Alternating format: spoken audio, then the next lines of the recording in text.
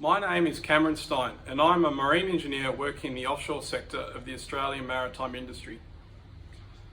I'm currently the chief engineer or most senior engineer on a 90 metre long, 12,000 horsepower offshore support vessel called Scandi Darwin, which works off the Kimberley region of Western Australia, halfway between Broome and Darwin. My training and qualifications allow me to work as chief engineer on any ship anywhere in the world. I work a 5-week on, 5-week off roster, so I spend 5 weeks on board the ship working and then have 5 weeks leave at home enjoying the good things in life. I have been working at sea for 16 years and started my training when I was 18. I completed a 4-year cadetship consisting of tertiary studies, time served on board various ships and time served in marine engineering repair workshops before I became eligible to sit for my first certificate of competency. Further studies and time served on board ships has then allowed me to continue working through the ranks until I was ultimately able to obtain my Chief Engineer's Certificate of Competency about 10 years after my initial training. Life as a marine engineer exposes you to a vast array of engineered systems, from the biggest diesel engines in the world to complex electronics and control systems, hydraulics, pneumatics, refrigeration and air conditioning, and everything else in between. You're also responsible for some non-Hollywood items like the sewage plant and toilet system, and work on those is usually a little less glamorous. Being a marine engineer is a very hands-on job, and we usually spend the best part of the day on the tools maintaining or fixing equipment.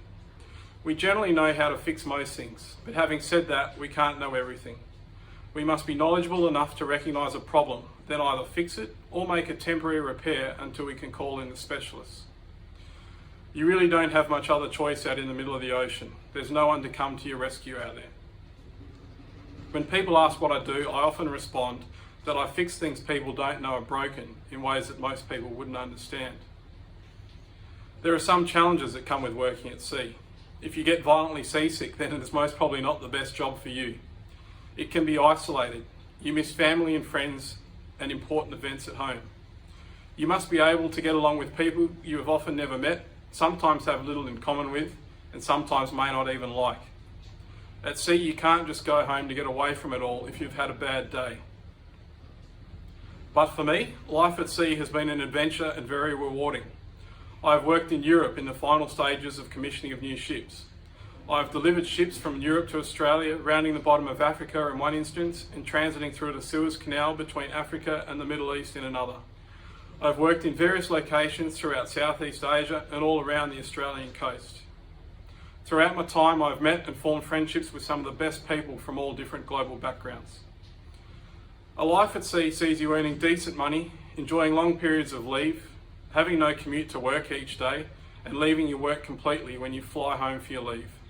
You experience things that most people could only dream of, or sometimes pay thousands of dollars to experience.